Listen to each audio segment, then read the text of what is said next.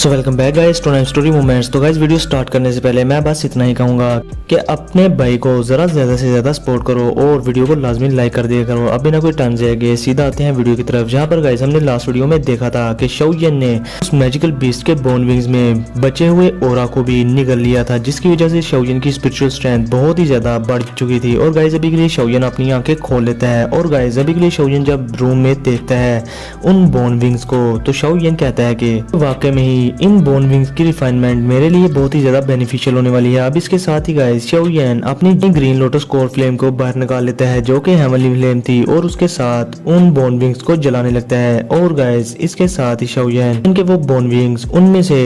बचा हुआ थोड़ा बहुत वो रिमेनिंग ओरा भी निकलना स्टार्ट हो जाता है। और अभी के लिए गाइस थोड़ी देर तक उन बोन विंग्स को जलाने के बाद उन बोन विंग्स में से शाओयन वो ओरा क्लियरली बाहर निकाल लेता है। और गाइस अभी के लिए उन बोन विंग्स में से साफ एयर ही बाहर आ रही थी। और गाइस अब इसके साथ ही शाओयन उन बोन विंग्स को 1 घंटे तक अपनी हेवनली फ्लेम से और ज्यादा जलाता रहता है। और गाइस एट द एंड उन बोन विंग्स में से हाई टेम्परेचर की वजह से डार्क ग्रीन कलर का लिक्विड भी निकलना स्टार्ट हो गया था और अभी के लिए उन बोन विंग्स का साइज पहले से काफी ज्यादा कम हो गया था। और गाइस अब हेवनली फ्लेम से उन बोन विंग्स को और ज्यादा जलाने की वजह से शाओयन जब देखता है तो शाओयन को वो बोन विंग्स कहीं भी नजर नहीं आते, बल्कि उसको वहां पर अभी के लिए उन बोन विंग्स का जेड लिक्विड ही नजर आ रहा था। और अभी के लिए शाओयन एक स्माइल के साथ कहता है कि फाइनली मैंने इन्हें काफी हद तक रिफाइन कर लिया है। अब गाइस इसके साथ ही तो शाओयन अपनी स्टोरी रिंग में से कुछ बोन्स भी निकालता है जो कि सिल्वर कलर की बोन्स थी। और गाइस इसके साथ ही शाओयन उन बोन्स को भी उन बोन विंग्स के ऊपर फेंक देता है, जिसके साथ ही वो बोन्स जब के वक्त शाओयन की हेवनली फ्लेम से टकराती हैं तो वो पाउडर में कन्वर्ट होकर शाओयन के उन जेड बोन विंग्स पर गिर जाती हैं। और अभी के लिए गाइस ये सिल्वर बोन्स और कोई चीज नहीं बल्कि किसी मैजिकल बीस्ट की बोन्स थी जो कि किसी लाइटनिंग अफिनिटी का मैजिकल बीस्ट था और उसकी स्पीड बहुत ही ज्यादा तेज थी। और गाइस अभी के लिए शाओयन ने ये बोन्स उस हेवनली फ्लेम में इसलिए एड्स की थी ताकि वो चाहता था कि उसके जो बोन विंग्स वो बना रहा है वो और भी ज्यादा लाइटनिंग अफिनिटी और विंड अफिनिटी वाले हो जाए और उसकी स्पीड काफी हद तक इन बोन विंग्स से बढ़ जाए। अब गाइस इसके साथ ही वो जेड बोन विंग्स जो कि किसी लिक्विड में कन्वर्ट हो चुके थे अभी के लिए शाओयन की हेवनली फ्लेम की वजह से उस जेड लिक्विड में से बबल्स निकलना स्टार्ट हो गए थे। और गाइस अभी के लिए शाओयन ने अपनी आंखें बंद की हुई थी और उसकी हेवनली फ्लेम उस जेड के लिक्विड को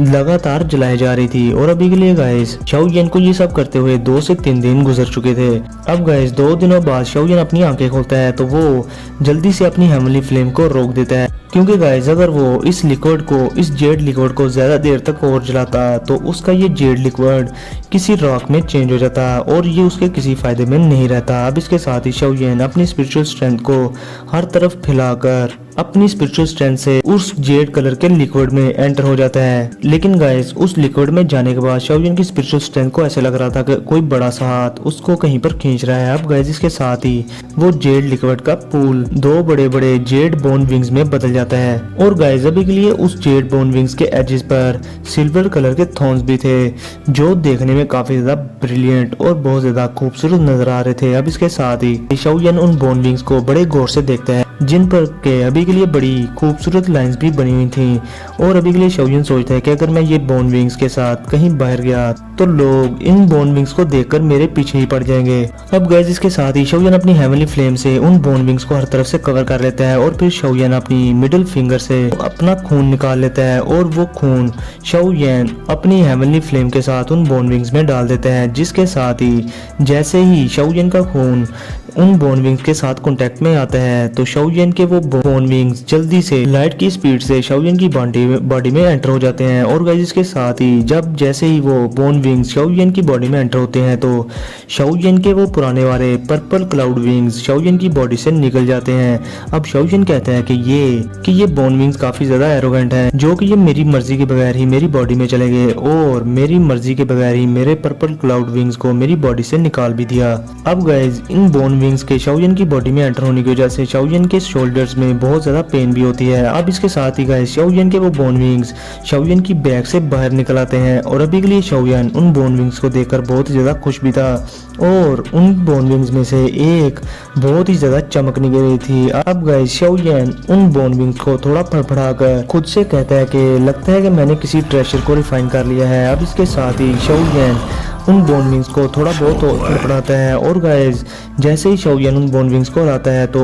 हवा के सू सू की आवाज आना स्टार्ट हो जाती है। अब गाइस शाओयन वापस से उन बोन विंग्स को अपनी बॉडी में वापस कर लेता है। अब इसके साथ ही शाओयन गाइस बहुत ही ज्यादा खुश था कि उसने आज सक्सेसफुली ही किसी ट्रेजर को रिफाइन कर लिया है जो कि थे बोन विंग्स। अब इसके साथ ही शाओयन येनलुआ टियान के बारे में सोचकर कहता है कि शुक्र है कि उस दिन क्वीन मेडुसा ने येनलुआ टियान को इजीली किल कर दिया जबकि वो किसी लड़की के साथ मजे कर रहा था। तो अगर उस दिन क्वीन मेडुसा ने येनलुआ टियान को इजीली किल ना किया होता तो आज ये sky bird 9 flying wings technique मेरे हाथों में ना होती। अब इसके साथ ही गाइस शाओयन कहता है कि मैं इस चीज की गारंटी दे सकता हूँ कि अगर फ्यूचर में आने वाले टाइम में मैं किसी स्ट्रॉन्ग बंदे से पंगा कर बैठूं और जिसे मैं हरा ना सकूं तो मैं उससे बचकर इजीली भाग सकता हूं। इवन के इन बोन विंग्स के साथ मेरी स्पीड किसी भी स्ट्रॉन्ग 2 जूंग लेवल के एक्सपर्ट के बराबर हो सकती है। अब गाइस ये कहते हुए शाओयन अपने रूम का दरवाजा खोलकर बाहर आ जाता है जिसे देखकर लिटिल फेरी डॉक्टर जल्दी से खड़े हो जाती है और वो कहती है कि फाइनली तुम बाहर आ ही गए। जिस पर शाओयन भी लिटिल फेरी डॉक्टर को थोड़ा खुश देखकर कहता है कि तुम्हें क्या इनर एकेडमी पसंद आई। जिसके साथ ही लिटिल फेरी डॉक्टर भी स्माइल के साथ कहती है कि हाँ मुझे ये इनर एकेडमी और इसका एटमॉस्फेयर बहुत ही ज्यादा पसंद आया। और गाइस अभी के लिए शाओयन भी लिटिल फेरी डॉक्टर की लाइफ के बारे में थोड़ा बहुत जानता था क्योंकि वो जानता था कि लिटिल फेरी डॉक्टर हमेशा से ही इतनी ज्यादा जालिम नहीं थी बल्कि वो तो बहुत ही अच्छी लड़की थी, लेकिन उसकी वॉयफुल पॉइजनस बॉडी की वजह से उसका कैरेक्टर बिल्कुल ही चेंज हो गया। और ये शुक्र की बात है कि लिटिल फेरी डॉक्टर को जैनन एकेडमी का ये एटमॉस्फेयर बहुत ही ज्यादा पसंद आया है। अब गाइस इसके साथ ही शाओयन लिटिल फेरी डॉक्टर से कहता है कि अभी के लिए तुम मुझे ये बताओ कि तुम्हारी वॉयफुल पॉइजनस बॉडी कैसी है, क्या तुम्हारा अभी भी इस पर अच्छे से कंट्रोल है कि नहीं। अब इसके साथ ही लिटिल फेरी डॉक्टर कहती है कि अभी के लिए मैं तो ठीक हूँ लेकिन मैंने इसको बड़ी मुश्किल से कंट्रोल में रखा हुआ है और जहाँ तक मुझे लगता है कि अभी के लिए मेरे पास सिर्फ 1 साल का ही टाइम बचा है और इसके बाद मैं अपनी वही फुल पॉइजनस बॉडी को अच्छे से कंट्रोल नहीं कर पाऊंगी और ये तब के टाइम इरप्ट हो ही जाएगी। अब इसके साथ ही शाओयन भी कहता है अच्छा तो 1 साल। अब ये कहकर शाओयन के एक्सप्रेशंस गाइस बिल्कुल बदल गए थे और वो लिटिल फेरी डॉक्टर से कहता है कि लिटिल फेरी डॉक्टर तुम परेशान ना हो, अभी के लिए तुम्हें पता ही है कि बुद्धिस्टा बॉडी ट्रांसफॉर्मेशन स्लाइव अभी के लिए मेरे हाथों में है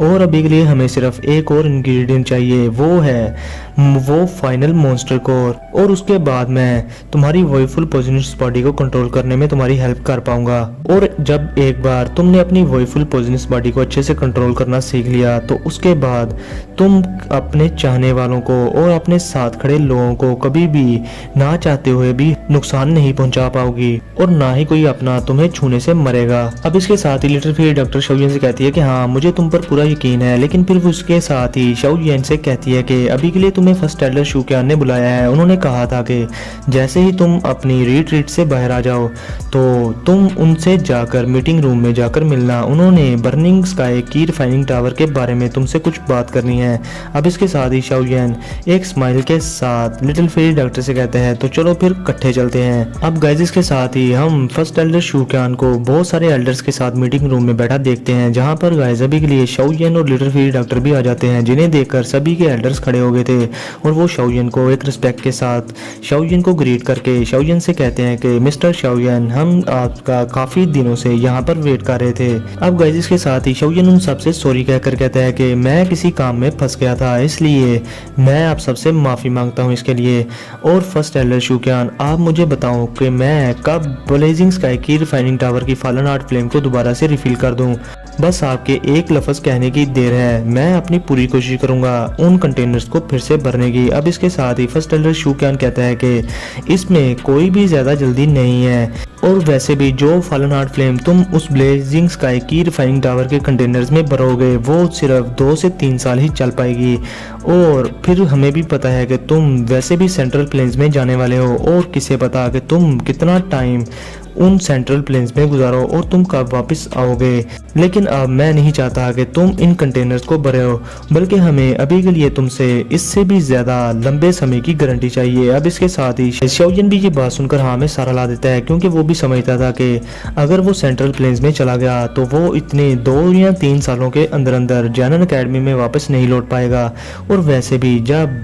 ब्लेजिंग स्काई की रिफाइनिंग टावर की फॉलन हार्ट फ्लेम खत्म हो जाएगी तो उसे कौन आकर भरेगा। अब इसके साथ ही शाओयन फर्स्ट एल्डर शू क्यान से कहता है कि फर्स्ट एल्डर आपके पास कौन सा दूसरा मेथड है ब्लेजिंग स्काई की रिफाइनिंग टावर की फॉलन हार्ट फ्लेम को जगाने के लिए। अब इसके साथ ही फर्स्ट एल्डर शू क्यान शाओयन से कहते हैं कि मेरे पास एक मेथड है, लेकिन ये मेथड तुम्हारे ऊपर कहीं बर्डन ना बन जाए। और फिर इसके साथ ही फर्स्ट एल्डर शू क्यान एक स्माइल के साथ अपनी स्टोरेज रिंग में से एक क्रिस्टल कलर का ग्लास निकालते हैं जो कि किसी छोटे पिंजरे की तरह लग रहा था गाइस, और अभी के लिए वो सिर्फ शीशे का ही बना हुआ था। और इसके साथ ही फर्स्ट एल्डर शू क्यान शाओयन के सामने और आकर शाओयन से कहते हैं कि ये चीज हमारे हाल गार्डियंस ने बनाई है और वो इसे फ्लेम गैदरिंग पॉट कहते हैं। और अभी के लिए शाओयन, अगर तुम अपनी जेन्युइन फॉलन हार्ट फ्लेम के एसेंस में से थोड़ा सा एसेंस इस फ्लेम गैदरिंग पॉट में डाल दो तो फिर इसके बाद हमारे एल्डर्स इसमें अपनी दावकी को इंसर्ट करके इस फॉलन हार्ट फ्लेम को दोबारा से की रिफाइनिंग टावर में डाल देंगे और फिर तब के वक्त ये हमारे स्टूडेंट्स के लिए नॉर्मल ट्रेनिंग में आ सकेगी। लेकिन इसका इफेक्ट तुम्हारी फॉलन हार्ट फ्लेम की जितना नहीं होगा, लेकिन फिर भी ये किसी की ट्रेनिंग की स्पीड को काफ़ी हद तक बढ़ा ही देगी। लेकिन तुम जब अपनी फॉलन हार्ट फ्लेम का थोड़ा सा एसेंस इस फ्लेम गैदरिंग पॉट में डालोगे तो इससे तुम्हें भी काफ़ी ज़्यादा नुकसान होगा, जिसकी वजह से हो सकता है कि तुम्हें बहुत ज़्यादा टाइम तक अपनी रिट्रीट में जाना पड़े। जिसके साथ ही गाइस शाओयन उस क्रिस्टल आइटम को देखकर काफ़ी ज़्यादा इंटरेस्टेड हो गया था और वो फर्स्ट एल्डर शू क्यान की सारी बातें सुनकर शाओयन उस फ्लेम गैदरिंग पॉट को देखकर कहता है कि मुझे ये कहीं से भी पॉट नहीं लग रहा। और फिर इसके साथ ही शाओयन फर्स्ट एल्डर शू क्यान की तरफ देखता है और उनसे कहता है कि first Elder fallen heart flame originally inner academy की है और ये बस तुक्के से ही मेरे हाथ में लग गई थी, और अभी के लिए जो आपने मुझे कहा मैं उस पर 100% एग्री हूँ। और जैसा कि फर्स्ट एल्डर शू क्यान आपने जैसा मुझे कहा मैं वैसा ही करूंगा। अब इसके साथ ही गाइस शाओयन फर्स्ट एल्डर शू क्यान को खड़े होकर ग्रीट कर देता है। अब गाइस शाओयन की ये बात सुनकर फर्स्ट एल्डर शू क्यान भी शाओयन से कहते हैं कि शाओयन वो फॉलन हार्ट फ्लेम वो एक नेचुरल चीज थी और तुम्हारी इंफिनिटी भी फायर इंफिनिटी है और तुमने उस फॉलन हार्ट फ्लेम को अपनी एबिलिटी से हासिल किया और अपनी इंफिनिटी को और अपनी एबिलिटी को प्रूव कर दिया। और अभी के लिए तुम्हें जरा सा भी गिल्टी फील करने की जरूरत नहीं है। और वैसे भी बात करूं तो अगर तुम तब के वक्त फॉलन हार्ट फ्लेम को सबड्यू ना करते तो हो सकता है कि हमारी इनर एकेडमी अभी तक बहुत बड़े डिजास्टर से गुजर चुकी होती। और फिर इसके साथ ही फर्स्ट एल्डर शू क्यान वो फ्लेम गैदरिंग पॉट शाओयन को पकड़ाकर शाओयन से कहते हैं कि तुम अभी के लिए तुम्हें जरा भी जल्दी नहीं करनी चाहिए। तुम्हारे पास जब भी टाइम हो तो तुम अपनी फॉलन हार्ट फ्लेम का थोड़ा सा एसेंस इस फ्लेम गैदरिंग पॉट में डाल देना। अब गाइस शाओयन भी एक स्माइल के साथ वो फ्लेम गैदरिंग पॉट लेकर अपनी स्टोरेज रिंग में रख लेता है। अब गाइस इसके साथ ही फर्स्ट एल्डर शू क्यान भी लिटिल फेरी डॉक्टर से बड़े अच्छे से बात करते हुए उनसे कहते हैं कि तुम इतने सारे टाइम के दौरान हमारी इनर एकेडमी में घूमती फिरती रही, तुम मुझे बता सकती हो कि अगर तुम्हें जरा सी भी किसी चीज की जरूरत हो तो। अब इसके साथ ही लिटिल फेरी डॉक्टर भी एक स्माइल के साथ फर्स्ट एल्डर शू क्यान से बड़े अच्छे से कहती है कि नहीं फर्स्ट एल्डर, मुझे अभी के लिए किसी चीज की भी जरूरत नहीं। और अभी के लिए गाइस फर्स्ट एल्डर शू क्यान ये बात अच्छे से जानते थे कि लिटिल फेरी डॉक्टर का कैरेक्टर इतना भी अच्छा नहीं है, लेकिन वो सिर्फ शाओयन की वजह से ही मेरे से इतने अच्छे से बात कर रही है। और गाइस अभी के लिए फर्स्ट एल्डर शू क्यान लिटिल फेरी डॉक्टर से दोस्ती भी करना चाहते थे, क्योंकि अभी के लिए वो जानते थे कि लिटिल फेरी डॉक्टर इतनी सी छोटी सी एज में 2 जोंग लेवल की इंसेस्टर बन चुकी है और आने वाले टाइम में पता नहीं वो कौन से लेवल पर चली जाएगी। और जानन एकेडमी के लिए ये तो और भी अच्छा होगा कि जानन एकेडमी के पास ऐसा दोस्त हो जो कि बहुत ही ज्यादा स्ट्रॉन्ग बनने वाला है। अब गाइस शाओयन इसके बाद हाल में मौजूद दूसरे एल्डर से भी बड़ी अच्छी गप्पे शप्पे मारता रहता है। और अभी के लिए गाइस कुछ एल्डर तो शाओयन को टायर लेवल 6 का एल्केमिस्ट होने की वजह से बहुत ही ज्यादा रिस्पेक्ट दे रहे थे, जो कि शाओयन बड़ी मुश्किल से उनको रोक रहा था। लेकिन गाइस अभी ये खुशखबरियां चल ही रही थी, लेकिन वहां पर शाओयन का बड़ा भाई शाओ लिन बड़ा मुंह लटकाए आ जाता है और इसके साथ ही फर्स्ट एल्डर शू क्यान और शाओयन अपने ब्रदर को इस हालत में देखकर उससे पूछते हैं कि क्या हुआ। अब इसके साथ ही शाओली शाओयन और फर्स्ट एल्डर शू क्यान के पास आकर उन दोनों से कहता है कि मुझे अभी अभी इन्फॉर्मेशन मिली है कि डीमन फ्लेम वैली में बहुत ही ज्यादा हलचल होना स्टार्ट हो गई है। और अभी के लिए मुझे ये भी पता चला है कि उस कमीने हैंग फैंग ने अभी के लिए उस डीमन फ्लेम वैली के chief old ground demon ghost को बाहर आने पर मजबूर कर ही दिया है और अभी के लिए वो हमारी जानन एकेडमी के लिए आ रहे हैं। अब गाइज ये बात सुनकर हाल में मौजूद सभी के एल्डर्स और सभी के लोगों के रंग फीके पड़ गए थे और अभी के लिए आगे क्या होता है गाइज ये हमें कल के एपिसोड में पता चलेगा। और हाँ, कल बात पक्की रही कि अगर कल मैं वीडियो डालूंगा तो मैं कल की पूरी फाइट ही एक्सप्लेन करके रख दूंगा ताकि आप लोगों को कोई भी दिक्कत ना हो, क्योंकि काफी लोगों को मसला होता है कि मैं फाइट एक ही एपिसोड में एक्सप्लेन नहीं करता। तो गाइज कल मैं लाजमी एक ही एपिसोड में फाइट को निपटा दूंगा और कल का एपिसोड बहुत ही ज़्यादा मज़े का होने वाला है, उसको ज़रा सा भी मिस ना करना। और इस वीडियो को लाजमी लाइक करो, शेयर करो और हर तरफ फैला दो। तो फिर मिलते हैं आप लोगों से नेक्स्ट वीडियो में, तब तक के लिए अपना प्यारों का बहुत सारा ख्याल रखना।小乖。